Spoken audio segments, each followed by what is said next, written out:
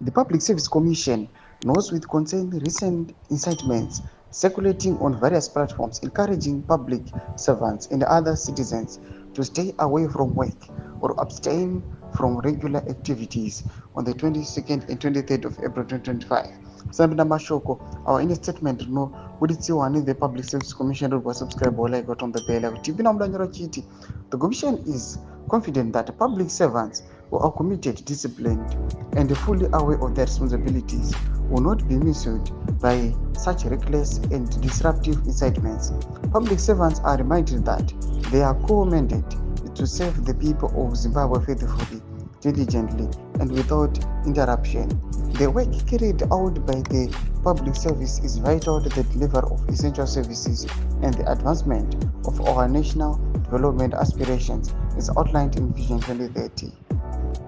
Participation in any of the stay away that disrupts service delivery constitutes a dereliction of duty and an act of insubordination. Such actions are unpatriotic, undermine national unity, damage the economy, and hinder the collective progress of their nation. The Public Service Commission will not tolerate any conduct that threatens the stability and functionality of our public institutions.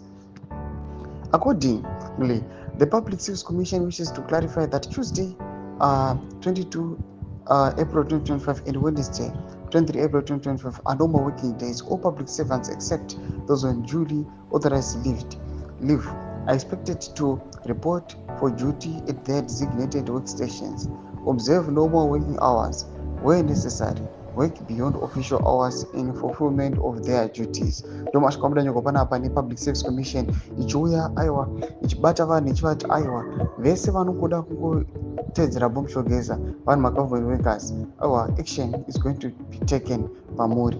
Tudze mafunguro emoti kudii pamusoro pechitiko ichironga kunzi aiwa the regime yava kutya manje. Endai comment section medu mafunguro enyu, tonosubscribe or like, turn on the bell icon.